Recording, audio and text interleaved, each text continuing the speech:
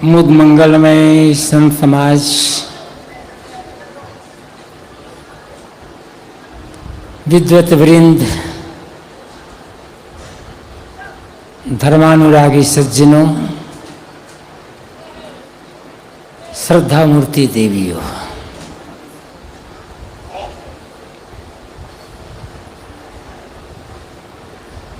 सद्गुरु कबीर कौन थे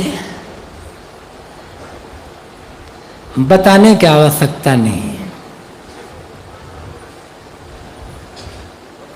उनके माता पिता कौन थे, उनका जन्म किनसे हुआ था बताने की आवश्यकता नहीं। उनकी जाति क्या थी, उनका वर्ण क्या था बताने की आवश्यकता नहीं। सद्गुरु कबीर सबसे पहले एक मनुष्य हैं और मनुष्य के माता पिता मनुष्य होते हैं। मनुष्य की जाति मनुष्यता होती है, उसका धर्म भी मनुष्यता ही होता है। अब इतनी सी बात जो लोग नहीं समझ पाते वे कबीर पर बोलने का अधिकारी कहां से हो जाते हैं।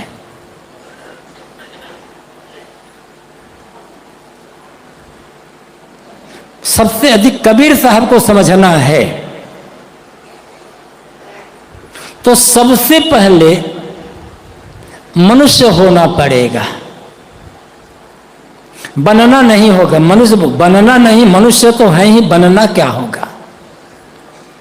जो मनुष्य नहीं हो सकता, जो अपने को किसी जाति से जोड़कर रखता है, किसी वर्ण से जोड़कर रखता है, किसी परंपरा से जोड़कर रखता है, किसी संप्रदाय विशेष मत मजहब विशेष से जोड़कर रखता है, जो अपने को किसी धर्म पोथी से जोड़ करके रखता है, अपने को किसी काल्पनिक माने गए ईश्वर और देवी देवता से जोड़कर रखता है, वो कबीर को नहीं समझ सकता। कबीर को समझना है तो सब तरफ से पूरी तरह से निष्पक्ष होना होगा।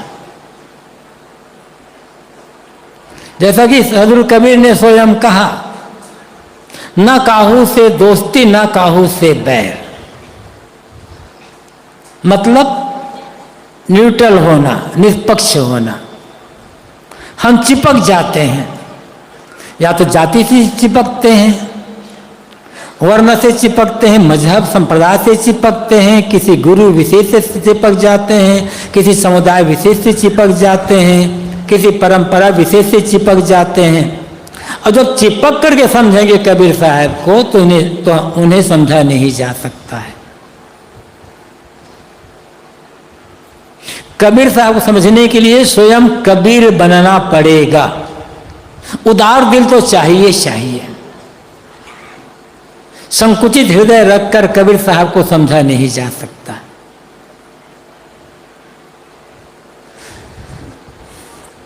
कबीर साहब को समझने में बड़ी भूल की गई है और साहित्यिक जगत में तो भयंकर भूल की गई है, और उसी भूल को बार बार रिपीट किया जा रहा है। किसी एक ने लिख दिया, बस अब लकीर के फकीर बनकर हैं, उससे अलग हट करके सोचने का ही नहीं है। किसी ने लिख दिया कबीर विधवा ब्राह्मणी के पुत्र थे। ऐसे महाशयों से ये पूछना है कि वो विधवा ब्राह्मणी किसकी पुत्री थी, किसकी बहू थी, किसकी पत्नी थी, किस उम्र में विधवा हुई थी, किससे ब्याही गई थी वो। इतना तो जानते होंगे ना वो लोग, कृपा कर देते ये भी लिख करके बता देते। अमुक की बेटी थी, अमुक की बहू थी, अमुक की पत्नी थी, अमुक उम्र में विधवा हो गई और इनके द्वारा गर्भवती हो गई, क्लियर बात आ जाती। लेकिन सड़ी हुई बुद्धि, सड़ा हुआ दिमाग कि ब्राह्मण का बेटा ही विद्वान हो सकता है, इसलिए जिस किसी पास से तोड़ ताड़ करके कबीर को विधवा ब्राह्मणी का बेटा बताओ। गैर हिंदू गैर ब्राह्मण तो कभी विद्वान और इतना बड़ा संत हो ही नहीं सकता। दूषित मानसिकता अभी भी साहित्यिक जगत में खूब अच्छी तरह से चल रही है और इसको लिखा पढ़ाया जा रहा है बार बार।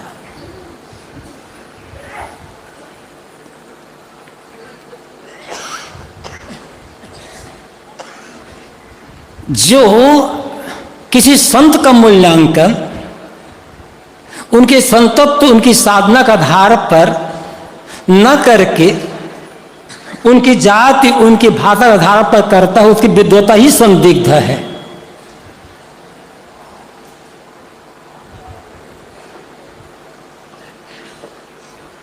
भाषा से क्या मतलब? भाषा तो बदलती रहती है। भाषा का एक रूप कहाँ निर्धारित है? जिस हिंदी भाषा में हम बोलते हैं कितना परिवर्तन इसमें हो चुका है, कितनी भाषाओं के शब्द इसमें मिल गए हैं। शुद्ध हिंदी कौन बोलता है आजकल?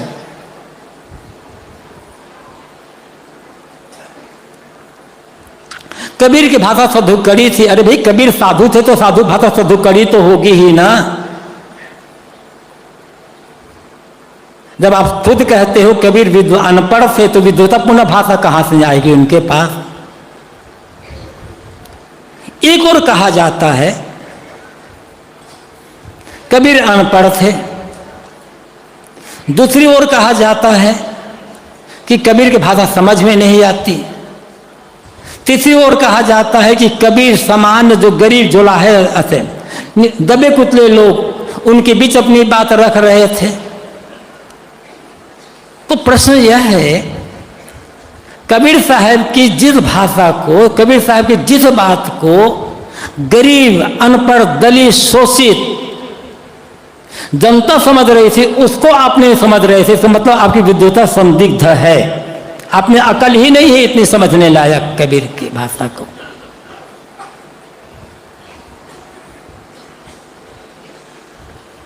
इसलिए मैंने कहा कि कबीर साहब को समझना है तो सबसे पहले सारा आवरण हटाकर, सारे मुखौटे हटा करके मनुष्य होना पड़ेगा।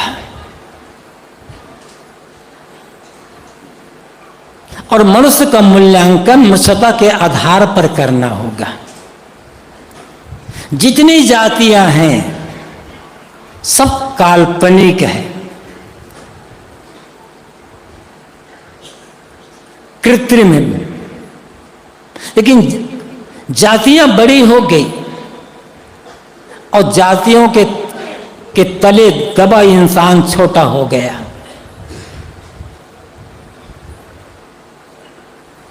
हम इंसान को इंसान का समझ कहां पाते हैं? कोई मिलता है तुरंत पूछते हैं कि कौन दूध हो, कौन जाति हो, या नाम के आगे कोई टाइटल पे पूछ नहीं लगाया आदमी ने तो उसकी पूछ जानना चाहते हैं कि तुम पूछ किसकी लगाते हो। उस नाम के आगे जो पूछ लगा लिया जाता है उसके आधार पर कहते हैं हाँ ये आदमी हमारा है कि पराया है कि छोटा है कि बड़ा है। यहां इतने लोग बैठे हैं, क्या कोई बता पाएगा कि यह आदमी अमुक जाति का है, आदमी अमुक जाति, यह आदमी अमुक जाति का है? जो जानता ना हो किसी को इनमें से वो बता पाएगा इसकी जाति, लेकिन बता तो सकता ना कि इतने इंसान यहां बैठे हुए हैं, इतने मनुष्य बैठे हुए हैं। कबीर साहब की सबसे बड़ी चिंता है सिर्फ इसी बात पर है कि इंसान को इंसान कैसे समझा जाए और इंसान के साथ इंसानियत का व्यवहार कैसे किया जाए। हम इंसान को इंसान कहां समझते हैं?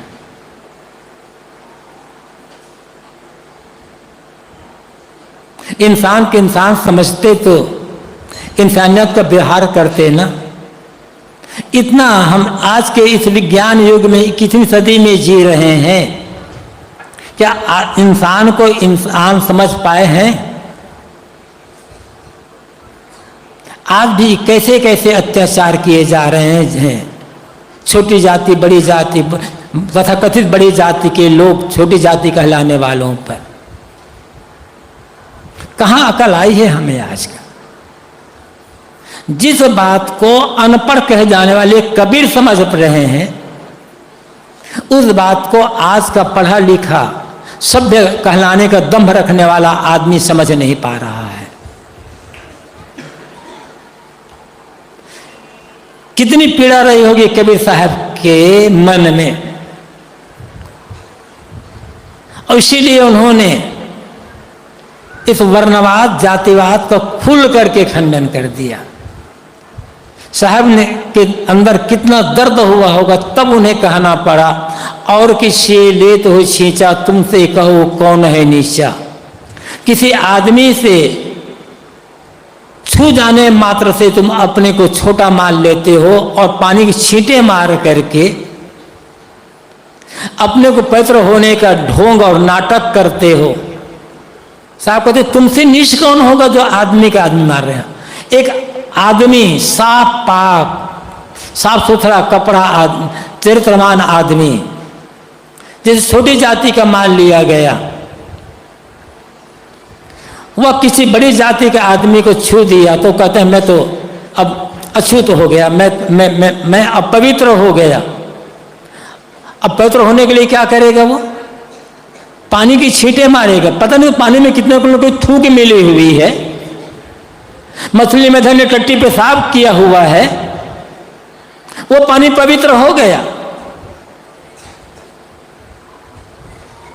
गंगा आदि नदी जो नदियां बहती है, कितनी कितनी लाश मिली होती है पशु पक्षियों की, मछली मेढक और कितने जल जंतु के, क्या उनको नहा नहा कर उसमें थूके हैं, कपड़ा धोए हैं, क्या क्या किए हैं। वो पानी पवित्र है, किंतु आदमी अपवित्र है। अब इतनी सी अकल जिस आदमी के अंदर न हो, उसकी बुद्धि कितनी दयनीय होगी, उसके लिए क्या कहा जाए। इन्हीं सब को देख करके कबीर साहब ने एकदम का मन तिलमिला जाता है।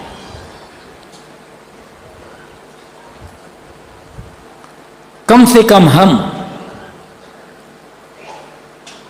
जो कबीर साहब के विचारों को समझते हैं, कोई कबीर अनुयायी के पंथी अपने को कहता हो या न कहता हो, किंतु जो जिसके मन में थोड़ा कबीर साहब के लिए थोड़ा सा प्रेम होगा, और कबीर साहब के लिए प्रेम होने का अर्थ है मानवता के लिए प्रेम, वह व्यक्ति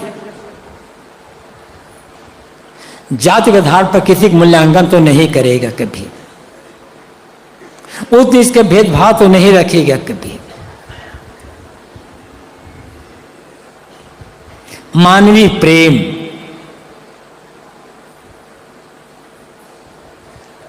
इस मानवीय प्रेम की आवश्यकता है।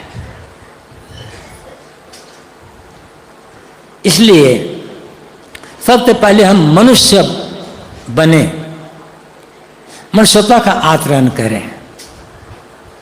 मनुष्य होना ही सबसे बड़ी बात है, और कुछ बन जाना तो सरल होता है। किसी का अवतार बन जाना सरल है, कुछ और बन जाना, जगत गुरु बन जाना सरल है, वो बन जाना सरल है, महामंडलेश्वर पता नहीं क्या क्या बन जाना सरल है। कठिन है मनुष्य बनना, मनुष्य होना। और मनुष्य से बड़ा कौन होगा इस धरती पर?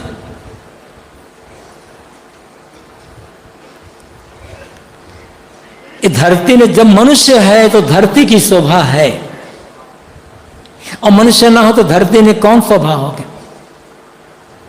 सारे ज्ञान विज्ञान का अन्वेषण किसने किया? सारे मत पंथ संप्रदाय मजहब का प्रवर्तन किसने किया? सारे जितने भी ग्रंथ माने गए हैं, जिन पर ईश्वरी वाणी होने का मुलम्मा चढ़ा दिया गया है, उनको लिखने वाला बोलने वाला कौन है? तमाम देवी देवता की कल्पना करने वाला कौन है? तमाम देवी देवताओं का सृजन करने वाला, उनका रूप गढ़ने वाला, उनका निर्धारण करने वाला कौन है? अति मानवीय कल्पना करने वाला कौन है? ये मनुष्य ही तो है ना। किंतु क्या सचमुच में हम मनुष्य का मूल्यांकन कर पाए, मनुष्यता को समझ पाए? कबीर साहब कहते हैं, मनुष्यता को समझो। पहले आपको अपने उद्धार के लिए किसी को पुकारना नहीं, किसी के आगे नाक रगड़ने और गिड़गिड़ाने की आवश्यकता नहीं है। जो आदमी अपनी सत्ता और महत्ता को नहीं समझ सकता, जो आदमी बात बात में दूसरे का मुंह ताकता रहता है, वह आदमी क्या विकास कर पाएगा? कबीर साहब कहते हैं, करु बहिया बला अपनी छाड़ बिरानी यास, जाके आंगन नदिया बहे सोकस मरे पियास। जिसके आंगन में नदी बहती हो वो प्यासा क्यों मरेगा? इसलिए अपने बाहुबल का भरोसा करो। बड़ों अपने से जो बड़े हैं वो भी मनुष्य ही है। उसे सब कुछ भी कहो, गुरु कहो, संत कहो, या अपने और उसको कोई और नाम दे दो। कोई विद्वान है, कोई ज्ञानी है, कोई चीज है, लेकिन है तो मनुष्य ना। वे आदर्श हमारे लिए, हमें उनसे प्रेरणा लेने की आवश्यकता है, उनसे मार्गदर्शन की आवश्यकता है। मार्गदर्शन करने वाला कोई मनुष्य ही होगा, मार्गदर्शन लेने वाला भी मनुष्य, मार्गदर्शन करने वाला भी मनुष्य, किसी के आदर्श का अनुकरण करने वाले भी मनुष्य, और जिसको आदर्श माना जाता है वो भी मनुष्य। तो उससे तो प्रेरणा ली जा सकती है, लेकिन हम उनसे प्रेरणा न लेकर अपने कदमों पर न खड़ा हो करके बाहर पुकारते रह जाएं कि कोई आएगा और आकर हमारा उद्धार कर देगा। कबीर साहब इस धारणा के बिल्कुल ही खिलाफ है।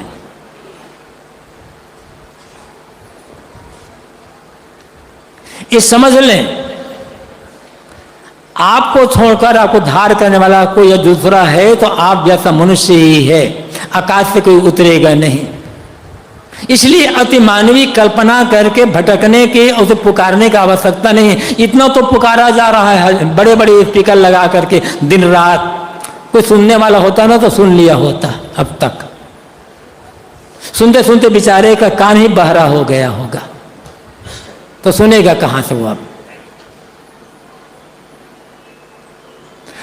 कोई आदमी अलग ईश्वर मान करके उसकी आराधना करता है भक्ति भावना के लिए, उसे उसके मानसिक संतोष मिलता है, मन में अच्छे संस्कार आते हैं तो अच्छी बात है, कोई भी कर सकता है। लेकिन अपना बिना किए कोई कुछ कर देगा, साहब कहते हैं ऐसा कुछ होने वाला नहीं है।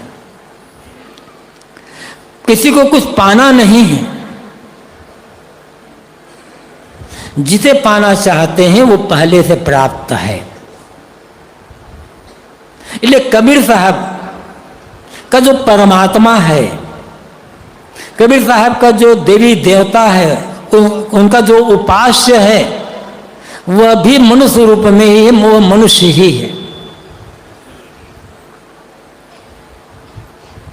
एक बात और याद आ गई, अक्सर कहा जाता है, पढ़ाया भी जाता है, लिखा भी जाता है कि कबीर साहब निर्गुणी धारा के संत थे और वे निर्गुण उपासक थे। बात न तो सर्वथा सच है और न सर्वथा गलत है, आधा सच आधा गलत। अब कोई बात आधा सच आधा गलत कैसे होगी? क्या कबीर साहब ने सगुन को नहीं माना? कबीर साहब जैसा सगुन उपासक मिलना बहुत मुश्किल है।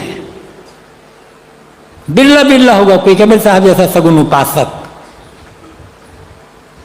लेकिन कबीर साहब का जो सगुन उपास्य है वो कोई चित्र या मूर्ति नहीं है। चित्र या मूर्ति तो निर्गुण है, निर्जीव है। उसमें जानने समझने का गुण नहीं है, बोलने चालने का गुण नहीं, खाने पीने का गुण नहीं है, प्रणाम करो आशीर्वाद तो आशीर्वाद देने का गुण नहीं है। उन्हें ठंडी भी नहीं लगती, गर्मी भी नहीं लगती, भूख प्यास भी नहीं लगती। वो तो निर्जीव है, निर्गुण है वो। कबीर साहब का सगुन परमात्मा यहाँ सामने बैठा हुआ है। साहब इसलिए कहते हैं ना, आंख न मूंदो, कान न रूंदो, काया कष्ट न धारो, खुले नयन हंसे से पहचानो, सुंदर रूप निहारो। भगवान सुंदर रूप सामने बैठा हुआ है, इससे बड़ा सगुन और क्या होगा? और कबीर इसकी उपासना करने कहते हैं। उपासना का मतलब आरती करना नहीं है, केवल प्रशस्ति गान करना नहीं होता है। उपासना का मतलब होता है, भक्ति का मतलब होता है सबके साथ प्रेम, आदर, समता, एकता का व्यवहार। मानव मात्र के लिए यदि हमारे मन में प्रेम है और जो बन सकता है हम मनुष्यता की सेवा करते हैं, तो इससे बड़ी सगुन उपासना और क्या होगी? लेकिन हमने क्या किया? भगवान को, परमात्मा को, देवी देवता को मनुष्यों से काट कर या तो ऊपर आकाश में शून्य में बैठा दिया, या फिर हमने किसी एक धार्मिक स्थल में बैठा दिया। अब हमारा परमात्मा या तो आकाश में रहता है या कोई धार्मिक स्थल में रहता है। सामने जो आदमी है ये तो राक्षस है, शैतान है, इनके साथ जितना दुराचार कर सकते हो करो। ये तो हो रहा है ना। निर्जीव की भक्ति और जो सजीव मनुष्य और प्राणी है उनके साथ क्या क्या अत्याचार हो रहा है बताने की आवश्यकता नहीं है। तो जो कहा जाता है कि कबीर साहब ने सगुन साकार को नहीं माना, ये कहना ही गलत है, लेकिन पढ़ाया जाता है यही सब।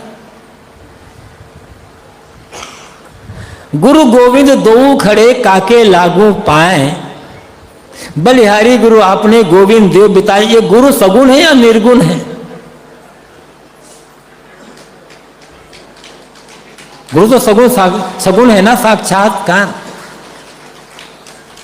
संत महंतो सुमरो सोई, काल फांसते बाँचा होई। ऐसे संत महंत का सुमिरन करो जो काल की फांसी बचे थे। संत और महंत सगुण है या निर्गुण है? साकार है या निराकार है? इसलिए मैंने कहा कि कबीर साहब जैसा सगुण साकार उपासक मिलना दुर्लभ। अब पूरी कबीर वाणी को का अध्ययन करें तो पूरी कबीर वाणी के केंद्र में है, कोई है तो मनुष्य है। चाहे उसे वो भाई कहकर संबोधित करते हैं, कभी संत कहकर, कभी सुनो भाई साधु कह करके, कभी अवधू कहकर, कभी पांडे कहकर, कभी पंडित कहकर, कभी मुल्ला कहकर, कभी काजी कहकर, कभी अवधूत कहकर, कभी अभागा सुभागा कह करके, कुछ भी ले लो, पूरी कबीर वाणी के केंद्र में मनुष्य है। मनुष्य ही उपासक है और मनुष्य ही उपास्य है। उसे हम संत कहते हैं, गुरु कहते हैं, हमारे जैसा मनुष्य ही तो है। उसकी उपासना करने से कल्याण मिलेगा। निर्जीव उपासना करने से कल्याण नहीं मिलने वाला, कोई रास्ता नहीं मिलेगा, बोध नहीं मिलेगा, हमारे प्रश्नों को उत्तर नहीं मिलेगा। पर हमारे प्रश्नों को उत्तर कोई देगा तो कोई सगुण साकार जीवित हमारे जैसा ही देगा। लेकिन ये तो नादान है, हमने तो आदमी को आदमी समझा ही कहा।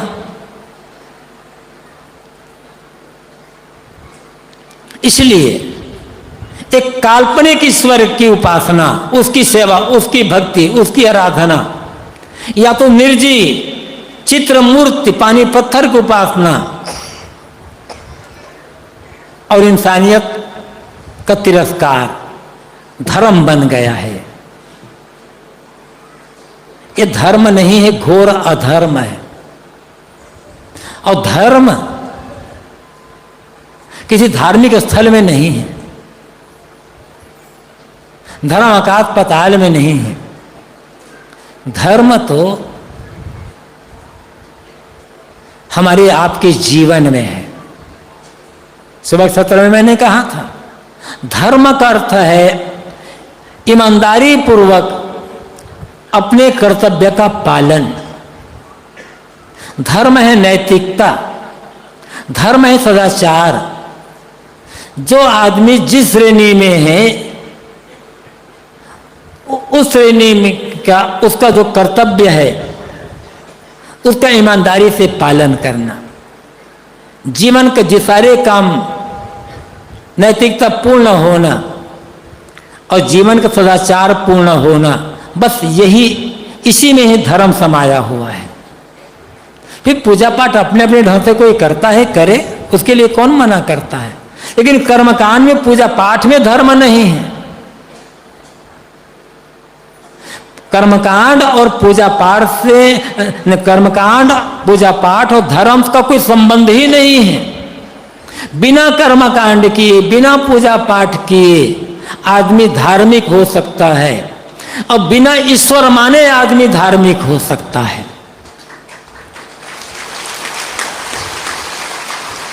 धार्मिक होने के लिए किसी ईश्वर को मानना जरूरी नहीं है। मैं ये नहीं कहता कि ईश्वर मानने वाला आदमी धार्मिक नहीं हो सकता, ऐसा नहीं है। ईश्वर मानने वाला आदमी भी धार्मिक हो सकता है, और जिसे नास्तिक लोग कहते हैं धार्मिक लोग, ऐसा नास्तिक आदमी भी महाधार्मिक हो सकता है। और कोई ऐसा भी हो सकता है जो ईश्वर को उपासक तो है किंतु जिसे धार्मिक नहीं माना जाता। कबीर साहब का जो धर्म है, उस धर्म के केंद्र में ईश्वर नहीं है। क्योंकि मैंने कहा कि धार्मिक होने के लिए ईश्वर को मानना जरूरी नहीं है। और कई बार मैं कहा करता हूं, बिना माने, ईश्वर माने आदमी धार्मिक होता है, ईश्वर मानकर आदमी धार्मिक नहीं हो सकता। जैसा हम पढ़ते हैं, सच्चाई क्या है ये तो एक अन्वेषण का, गवेषणा का विषय है। उसमें भी निष्पक्षता की आवश्यकता है। लेकिन जो एक रूप समाज में दिया गया है, और जो रूप आदमी के नस नस में प्रवेश कर गया है, उसी रूप के आधार पर मैं कह रहा हूं। चाहे आप वाल्मीकि रामायण पढ़ लो, चाहे आप रामचरितमानस पढ़ लो गोस्वामी जी का, दोनों के अनुसार लंकापति रावण चारों वेदों का प्रकांड पंडित है। वाल्मीकि रामायण में तो रावण को वेद विद्यावता स्नातक कहा गया है, और शिव जी का परम पुजारी पक्का भक्त है। गोस्वामी जी ने भी लिखा, उत्तम कुल पुलस्त करनाती, शिव बिरंची पूजे बहु भाती। घोर ईश्वरवादी है, ईश्वर का बहुत बड़ा भक्त है रावण। लेकिन भारत में आज कोई रावण जैसा धार्मिक कहलाना पसंद नहीं करेगा। किसी को पूछो, कह दो कि तुम रावण जैसा धार्मिक बनोगे क्या, मेरा अपमान कर रहे हो क्या? आज भारत में कौन रावण को धार्मिक मानता है? ईश्वर तो मार रहे हैं रावण, लेकिन कम को उत्तर भारत में लोग रावण को धार्मिक तो नहीं मानते। दूसरी ओर तथागत बुद्ध ईश्वर की सत्ता का खुल करके खंडन कर देते हैं, इनकार कर देते हैं, महाधार्मिक है। बुद्ध और महावीर जैसा धार्मिक हो जाए तो देश का काया पलट ही हो जाए। कबीर साहब भी ऐसे ईश्वर की बात नहीं कहते हैं, लेकिन धर्म की बात वे कहते हैं। इसलिए मैंने शुरू में कहा था, कबीर साहब को समझना है तो निष्पक्ष होना पड़ा। न तो ईश्वर का पक्षपात, न देवी देवता का, न गुरु का, न परंपरा का, किसी का पक्षपात नहीं होना चाहिए।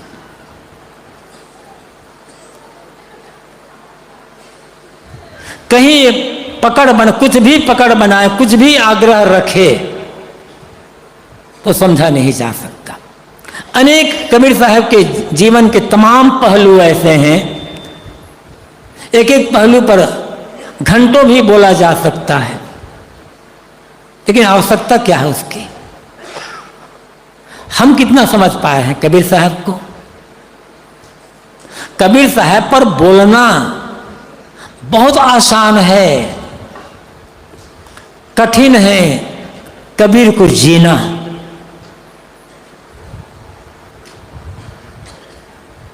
क्योंकि डर है हमें, हमारे मन में, कबीर को हम जिएंगे, कबीर पथ पर चलेंगे तो कौन कौन नाराज हो जाएगा। आज कुछ भी करने, कुछ भी बोलने के पहले हम सोच लेते हैं हमारे करने से, हमारे बोलने से अमुक लोग नाराज तो नहीं हो जाएंगे। स्वार्थ हमारा बहुत, हम आज जो कुछ भी चाहे बोलते हैं उसमें भी, करते हैं उसमें भी, सोचते हैं उसमें भी, सेंटर में रहता है हमारा माना हुआ भौतिक स्वार्थ। हमारे स्वार्थ में, हमारी सुविधा में, हमारी प्रतिष्ठा में, हमारी धन दौलत में कहीं कोई आंच नहीं आना चाहिए। इसलिए हम मीठी मीठी बातें कह कर अपने को निकाल ले जाना चाहते हैं। कबीर साहब ने ऐसा नहीं किया। जिसे कुछ भी खोने का डर होगा, कुछ भी खोने का डर,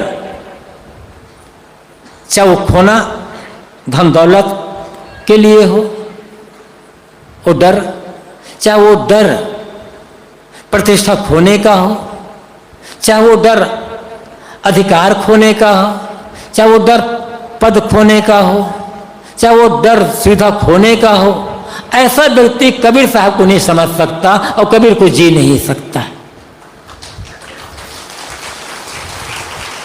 जो पूरी तरह से निर्भय हो जाएगा, जिसे कुछ भी खोने का डर नहीं होगा, जिसका कोई अपना एक व्यक्तिगत स्वार्थ नहीं होगा, जो अपना सब कुछ समाज के लिए समर्पित कर रहा होगा, वही व्यक्ति कबीर साहब पूरा समझ सकता है और जी सकता है। हम कबीर को साहब को पढ़ते तो हैं, कबीर साहब अब बोल भी लेते हैं, और एक अंदर अहम जगता है कि देखो हम कबीर साहब पर कितना बढ़िया बात बोल लेते हैं। जीते कितने हैं? आवश्यकता कबीर साहब पर बोल पाए या न बोल पाए, कबीर साहब को समझने की और कबीर साहब को जीने की है, कबीर साहब को आत्मसात करने की है। जिसे मैंने कहा कुछ भी नहीं, केवल दो बल चाहिए। कबीर साहब के पास क्या था?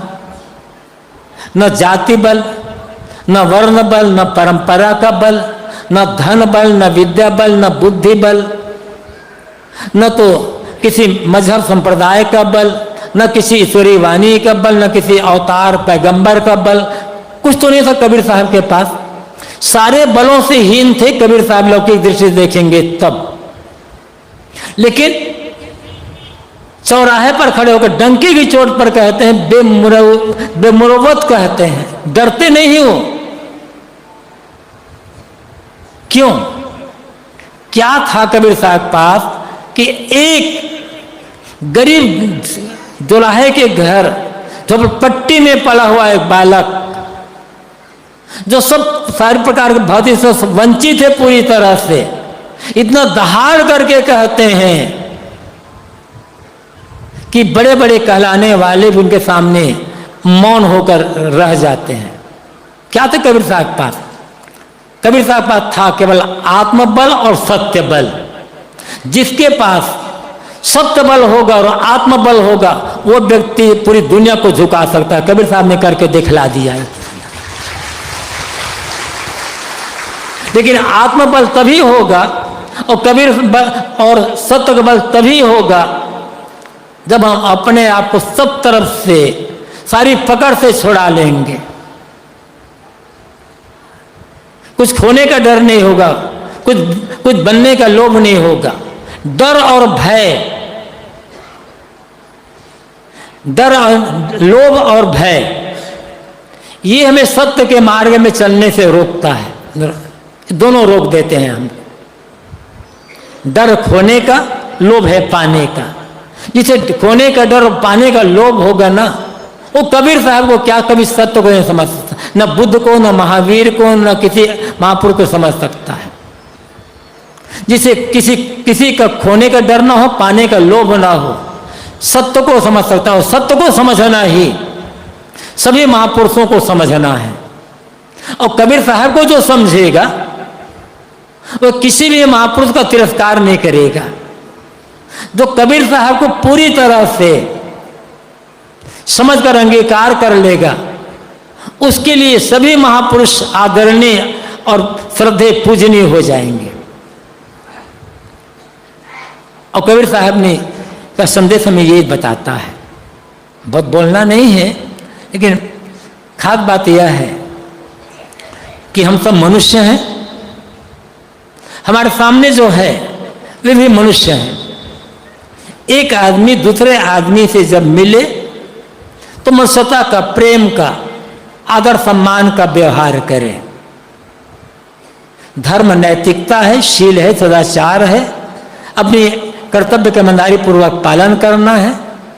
और जिसे हम अध्यात्म के क्षेत्र में अपना प्राप्तव्य मानते हैं, वो कहीं बाहर नहीं है, सबके दिल में बैठा हुआ है। केवल करना है मन की मलिनता को दूर, मन को निर्मल बनाना लेना है। मन निर्मल हो गया तब जिसे पाना चाहते हैं उसकी अनुभूति हो जाए। पाना कुछ है नहीं, मिला मिलाया है पहले से, अनुभव करना है।